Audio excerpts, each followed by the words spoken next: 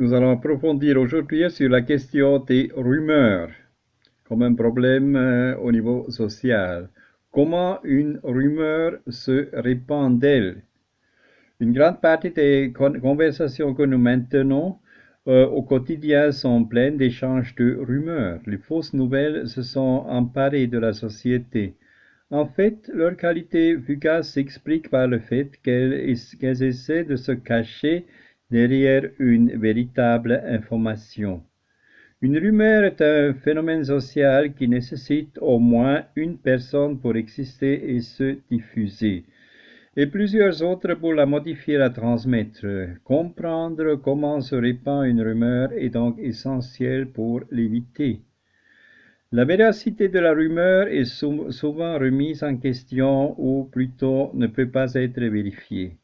En général, les rumeurs se génèrent et se transmettent à travers le bouche à l'oreille, même s'il est vrai qu'elles peuvent aussi être relayées par les médias.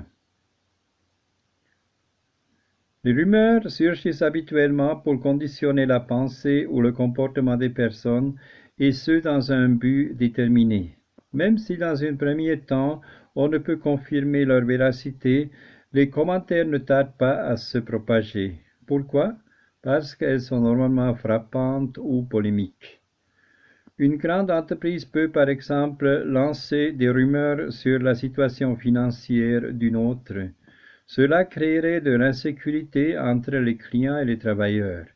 Le but serait de générer un climat adverse et de nuire aux concurrents.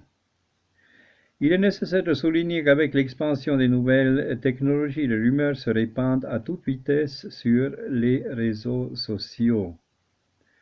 Caractéristiques de la rumeur. Avant d'approfondir la façon dont une rumeur se répand, nous allons nous expliquer quelles sont leurs caractéristiques principales. Cela nous permettra de mieux comprendre ce phénomène et tout ce qu'il implique. Intérêt public.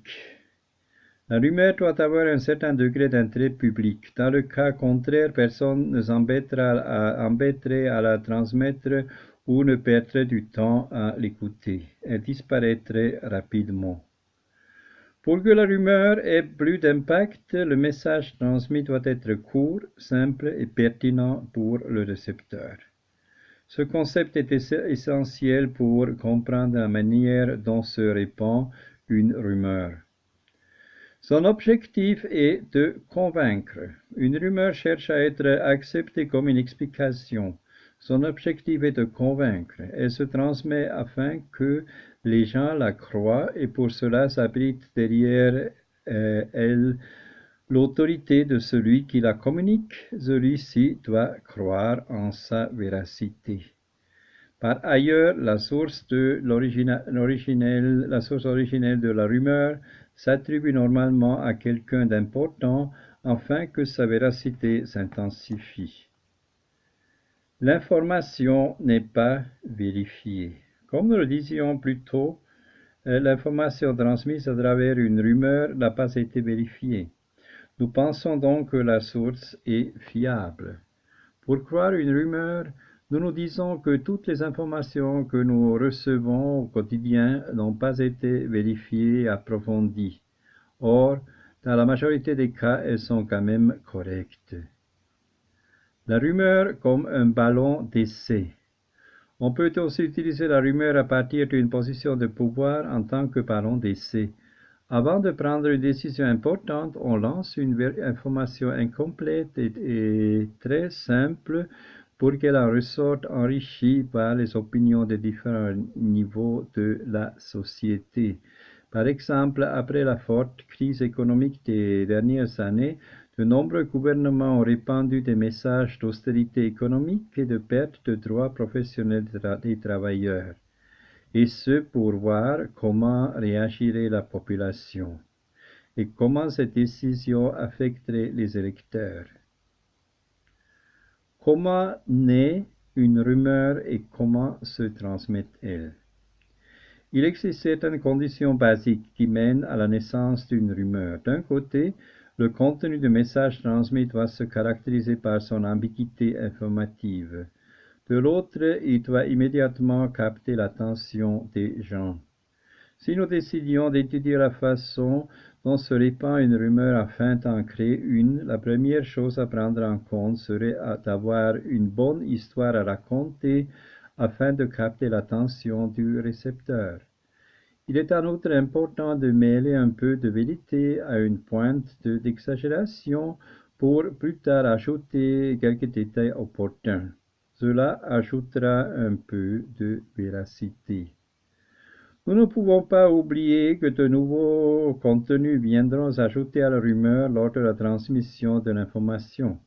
Certains prendront de l'importance et d'autres tomberont vite à l'oubli.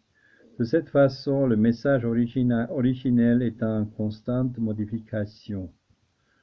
Comprendre la façon dont une rumeur se répand est essentiel pour l'identifier. La transmission de la rumeur. Suite aux recherches effectuées par Allport et Postman, des lois basiques de transmission de rumeurs ont été soulignées, les voici.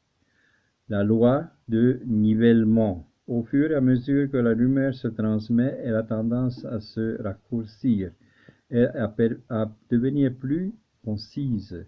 L'omission des détails n'est pas un hasard. Il existe une certaine prédisposition à en oublier. Ensuite, la loi d'accentuation. Il s'agit de la perception, rétention et narration sélective d'un nombre limité de détails dans un plus grand contexte. Certains détails particuliers se maintiennent tout au long de la communication. Et ensuite, la loi d'assimilation. Les idées réorganisent les contenus, les sujets réorganisent les contenus en leur donnant une bonne forme selon leurs intérêts. Pour conclure, une grande partie de nos conversations quotidiennes se compose d'une immense circulation de rumeurs. Tous les thèmes, que ce soit le comportement moral d'un collègue ou le destin de la nation, éveillent l'intérêt de rumeurs perturbantes.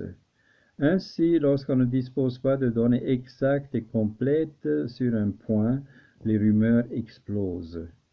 Étant donné qu'elles peuvent totalement miner la réputation des personnes, discréditer des causes et saper le moral, on utilise leur affaire de manipulation comme un instrument de propagande. Cependant, si nous restons alertes, nous pourrons les détecter de manière efficace.